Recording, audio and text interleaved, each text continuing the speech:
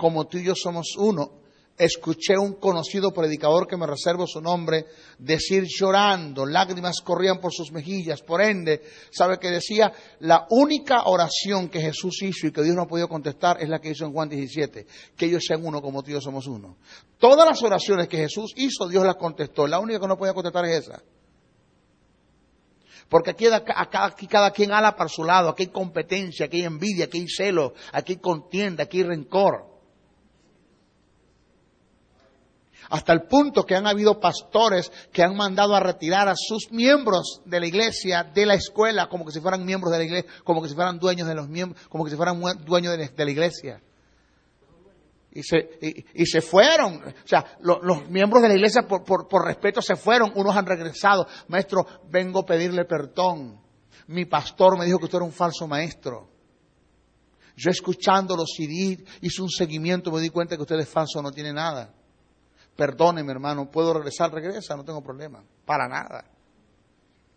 ¿Cómo puede alcanzarse el objetivo del establecimiento del reino si un pastor está atacando a quien Dios envió a Margarita a enseñar? No es que soy la gaseosa del desierto, la mamá de los pollitos, el labón perdido, pero yo sé que Dios me envió acá a Margarita. Entonces, en vez de prestar la colaboración, de venirse a sentar a ver hasta dónde yo estoy equivocado, porque si estoy equivocado yo no tengo problema que usted me siente y me corrija. Venga, dígamelo, demuéstremelo por la Biblia que estoy equivocado. Fue lo que dijo Martín Lutero. Demuéstreme por la palabra que yo estoy equivocado y me retractaré de lo que he enseñado.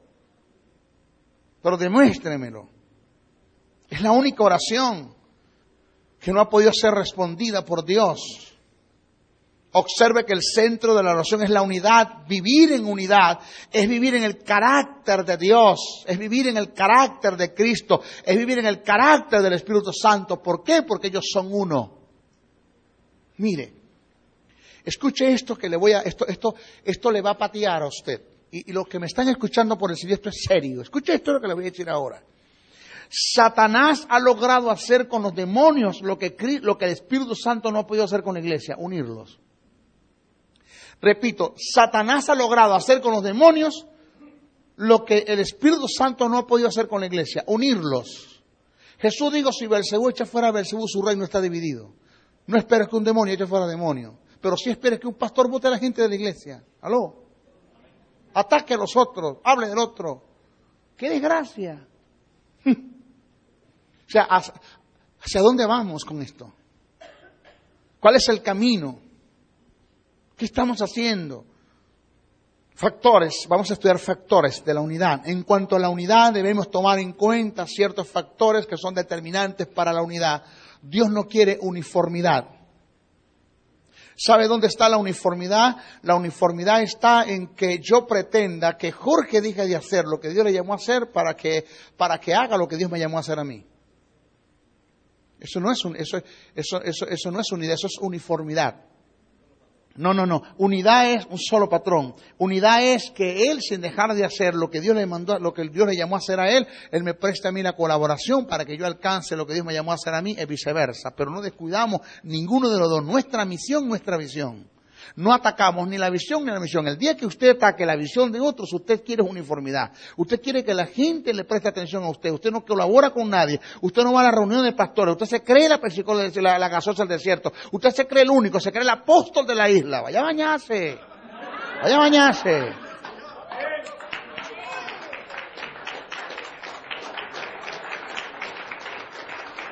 Y se creen los dueños de la iglesia. Vayan a bañarse. Porque Dios no trabaja así. Dios no quiere uniformidad. Perdóname, unidad es respeto, unidad es consideración, unidad es apoyo. Eso es unidad. El conjunto de la deidad trabajan en la diversidad. ¿En la qué? En la diversidad, pero en unidad. Es decir, ellos son diversos en las acciones, pero uno en las intenciones. Primera carta a los Corintios, capítulo 12, verso 4, 6, dice que el Padre trabaja con las operaciones, el Hijo con los ministerios, el Espíritu Santo con los dones. ¿Usted se da cuenta que las operaciones son diferentes, pero son unas intenciones? Ahí está la unidad. Deje que el Padre trabaje con las operaciones, que el Hijo trabaje con los ministerios, que el Espíritu Santo trabaje con los dones. Ellos no se invaden ellos mismos. Ellos se respetan. Si ellos se respetan, ¿quién es usted para no respetar a los demás? Respete. En Hechos 10:38 dice que el Padre es el que unge, Cristo es el ungido y el Espíritu Santo es la unción. ¿Se da cuenta usted? Que hay unidad, pero hay diversidad en qué, en las acciones, pero son uno en las intenciones. Existe la unidad. ¿Hay uniformidad allí? No. El Padre no es el que unge, a la vez es la unción y a la vez es Cristo. No. El Padre es el Padre, el Espíritu es el Espíritu y Cristo es Cristo. Podemos notar que hay una diversidad en las acciones, pero uno en las intenciones. Este debe ser el carácter de la iglesia, que haya una comunión independientemente de que en las acciones seamos diferentes. Pablo, en la primera carta a los Corintios, capítulo 12, verso 7, dice que a cada uno le es dada la manifestación del Espíritu para provecho. A cada uno le es dada la manifestación del Espíritu, ¿para qué? Para provecho, no para aprovecharse de la gente, para provecho. Observe que Pablo expresa a cada uno por individual. En el verso 20 dice que son muchos los miembros, pero el cuerpo es uno. Aunque cada miembro ocupa una función en el cuerpo, sigue siendo uno, porque hay una unidad sin uniformidad. Muchas veces confundimos la unidad con la uniformidad y te doy un ejemplo. Yo lo que decía ahora, Dios me hizo un llamado al ministerio de maestro y me dio una misión, una visión, pero no puedo pretender que un pastor o el cuerpo de ministro deje de hacer lo que Dios le encomendó para que ellos emprendan a hacer lo que Dios me mandó a hacer a mí. La unidad está en que sin dejar de hacer lo que Dios les mandó a hacer, ellos presten la colaboración en lo que Dios me mandó a hacer a mí. Eso se llama unidad. ¿Por qué? Porque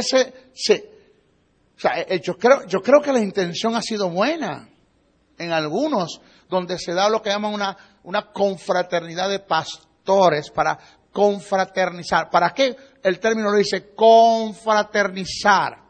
Para unir esfuerzos, para unir ideas, para unir visión, ¿A qué te envió a ti, Joel, Dios, a esto? ¿A qué le envió a usted, George, a esto? ¿A qué te envió a ti, Edgardo, a esto? ¿A qué te envió a ti, Rodolfo, a esto? ¿A qué te envió a ti? Me envió a esto. Bueno, vamos entonces a unirnos, porque el propósito es uno solo, que es el rescate de los valores del reino. Vamos a unirnos, vamos a hacerlo, vamos a trabajar.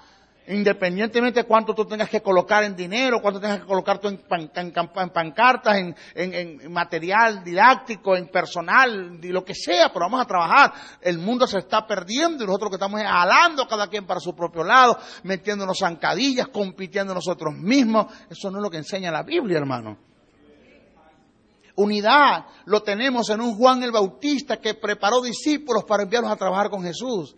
Le digo, vayan con Él, ese es el Cordero de Dios que quita el pecado del mundo, váyanse con Él, estén con Él. Y los discípulos de Jesús, muchos de ellos fueron discípulos de Juan. Juan no tenía problemas ni tenía rollo. Yo sé que a mí se me acabó el ministerio, eso se acabó para mí, váyanse con Él. Es necesario que yo mengue para que Él crezca. Aquí nadie quiere menguar, aquí todo el mundo quiere crecer. Nosotros estamos como los ajos, pura cabeza, no hay cuerpo. La maceta de ajo es pura cabeza, pura cabeza. Pero ¿quién es cuerpo? Aquí nadie quiere ser cuerpo. Puros indios, puros caciques, pero nadie quiere ser indio. ¿Aló? No hay ovejas. O sea, todo el mundo es ministro, todo el mundo es apóstol ahora. Dígame esa digestación de apostolados que hay ahora, esa proliferación de apóstol. Todo el mundo es apóstol. No han sembrado ni una mate mango en su casa y ya son apóstoles ya. No han hecho nada por su nación. ¿Sabe qué es un apostolado? Me decía un predicador. Hoy me llamó una persona que está siendo usada por Dios tremendamente. Fue uno de mis discípulos y me consiguió por YouTube.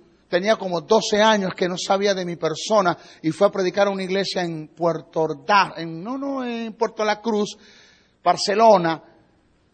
Y el pastor le digo, yo soy discípulo del maestro Briceño. No me digas, tú conoces al maestro, fue mi maestro por tanto tiempo, tengo como 2 años que no lo veo. Le abrió YouTube y vio los videos, se alegró, le anunciaron de la televisión, ya Briceño es dueño de un canal, Dios lo está bendiciendo, cómo Dios lo está usando. Inmediatamente buscó el teléfono y me llamó y me dijo, Briceño, una sola cosa quiero decirte. De anoche a hoy me dijo, Dios me dijo que te dijera esto, y no sé cuánto tú crees en lo que Dios habla, Pero yo no soy el que dice, así te dice el Señor, y yo no he dicho nada, eso lo aprendí de ti, tú eres mi maestro, mi respeto. Pero ¿sabe lo que es el apostolado? El apostolado es un vaso, es un recipiente que está vacío donde lo llenan los demás ministerios. O sea, nadie puede ser apóstol si no ha sido profeta en excelencia, si no ha ejercido la maestría en excelencia, si no ha ejercido el evangelismo en excelencia y si no ha ejercido el pastorado en excelencia. Un apóstol tiene que ser un excelente pastor, un excelente maestro, un excelente profeta, un excelente evangelista para llegar a ser apóstol, porque el apostolado es la corona de los más ministerios. Gente que ni palabra tiene, ni son evangelistas, son unos sinvergüenzas, unos delincuentes, no enseñan nada. Suban al púlpito, cuando suben no te enseñan nada y ya son apóstoles. Yo no sé dónde sacan eso. Ahorita todo el mundo es apóstol. Apóstol no, apóstata es lo que son. Lo toma como un ascenso del pastorado. Ajá, sí. ¿Quién sufre con eso, mamá? La iglesia. ¿Quién sufre con eso? Nuestra gente está sufriendo. El pueblo, la iglesia, el reino sufre con eso. Dios no pierde. Pero ¿cómo se pierde el propósito de Dios en la iglesia? No existe eso, la unidad no existe. No hay unidad en el cuerpo. Mire, señores, vamos a hablar de la unidad en la diversidad. Efesios 4:11 nos presenta 5 dones ministeriales que por ende tienen diferentes funciones. Tome en cuenta que al final de cada expresión, cuando nombra los dones, aparecen una letra S. Apóstoles, evangelistas, profetas, pastores y maestros. Esa S, según el griego, no solo indica pluralidad, sino versatilidad o diversidad. Es decir, lo que quiere expresar el texto no es que tan solo Dios tiene muchos apóstoles, sino que tiene diferentes tipos de apostolados. Dios no solo tiene muchos evangelistas, sino que tiene diferentes tipos de evangelistas y así se dan con todos los demás ministerios.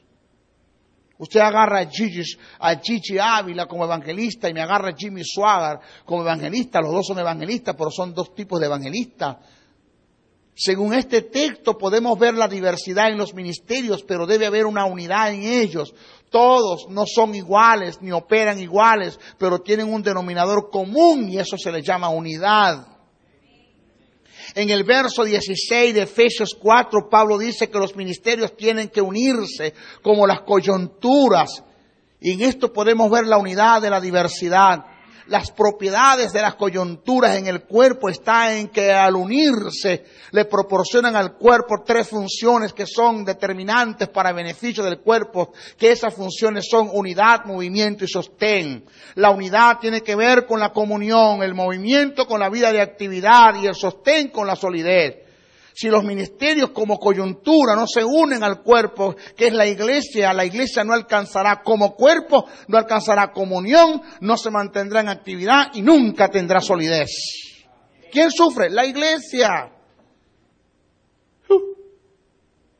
Pablo dice que nosotros como ministros no dejamos de ser parte del cuerpo, pero ¿qué somos del cuerpo? ¿Qué parte somos? Las coyunturas. Cuando usted se une, las coyunturas se unen entre sí, le producen al cuerpo. ¿Qué le producen? Le producen movimiento, le producen unidad y le producen sostén. Cuando las coyunturas no se unen, no hay en el cuerpo un movimiento y no hay unidad y no hay sostén. No hay unidad entre Jorge y mi persona, entre Joel y mi persona. Nos atacamos. Hay diferencias que las puede haber, pero vamos a hablar. Uno de los dos tiene que tener la razón, los dos no la podemos tener.